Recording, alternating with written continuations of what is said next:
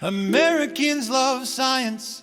She found it exhausting to explain how irreversible the damage was becoming. They had lost research in weeks long, whole labs had closed in decades long. Careers ended, nothing to do with the quality or importance of the research itself.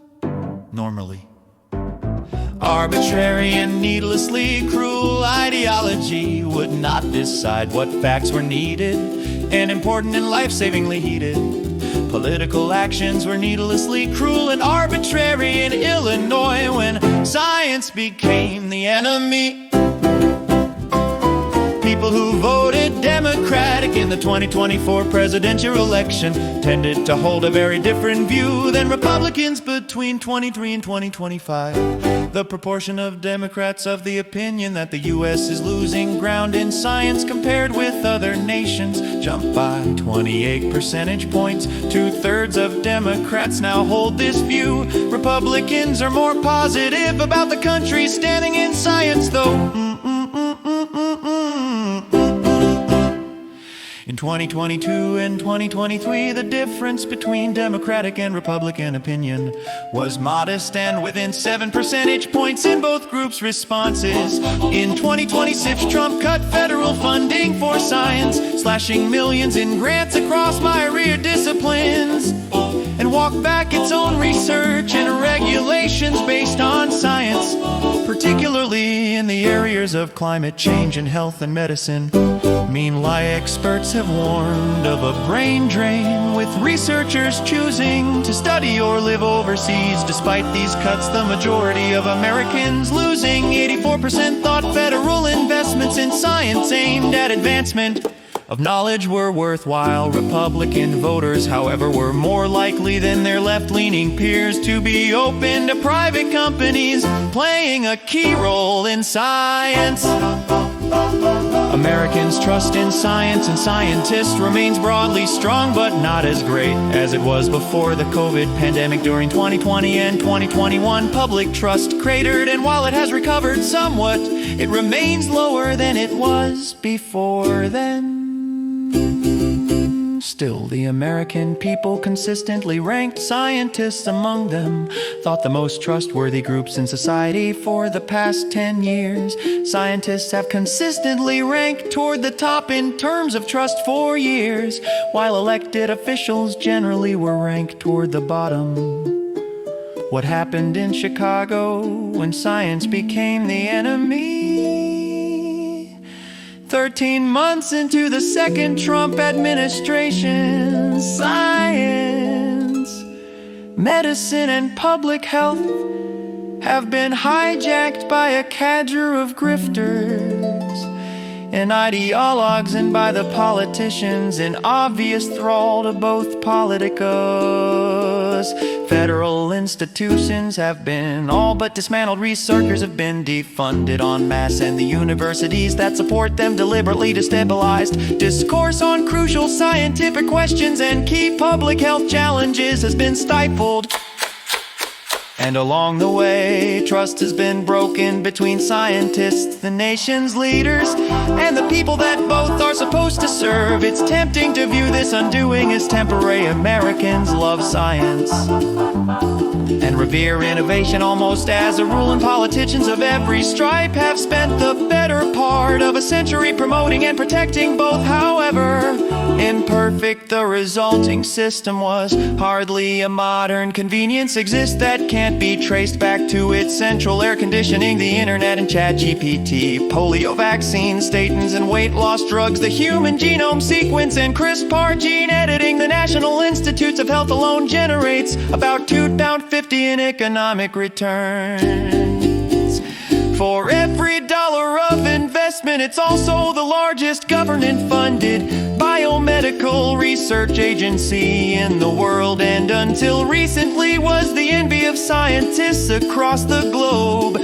The president's attacks on this legacy have been relentless and all-encompassing. He has turned the federal health department over to Robert F. Kennedy Jr., the nation's most prominent anti-vaxxer for months. President Trump's office of the management and budget all but froze operations at the National Science Foundation and the National Institutes of Health. The Department of Government Efficiency, or DOGE, fired thousands of civil servants from the Food and Drug Administration and the Centers for Disease Control and Prevention in a process that was wildly disorganized, frequently unlawful, and needlessly cruel. Global health initiatives were also eviscerated.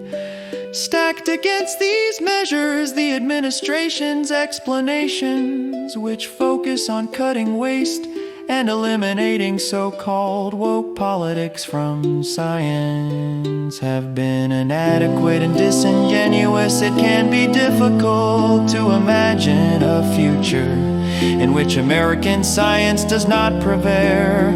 But as the president's many critics have warned, the CDC, FDA, and NIH will be far more difficult to rebuild than they have been to destroy, especially if their intended public lose all faith in them or forget why they existed in the first place. Trump seems to understand as much. Top officials have taken pains to describe the nation's scientific bodies as corrupt and ineffective, and the nation's scientists and ineffective, and the nation's scientists as elitist and excessively woke.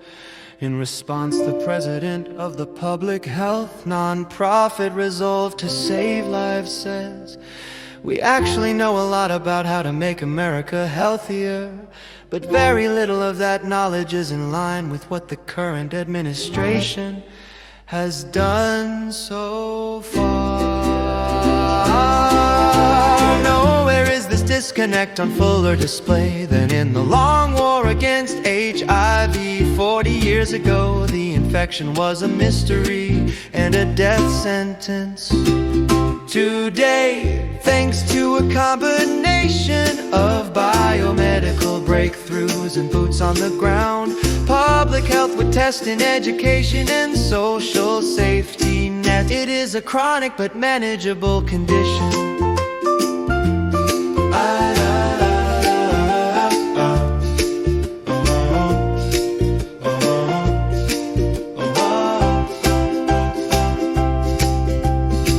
HIV now really only flourishes among society's most marginalized groups. The first Trump administration vowed to finally end the American HIV epidemic no later than 2030 by doubling down on prevention efforts in the hardest hit communities. For Trump 1.0 and the Biden administration, it clearly paid off.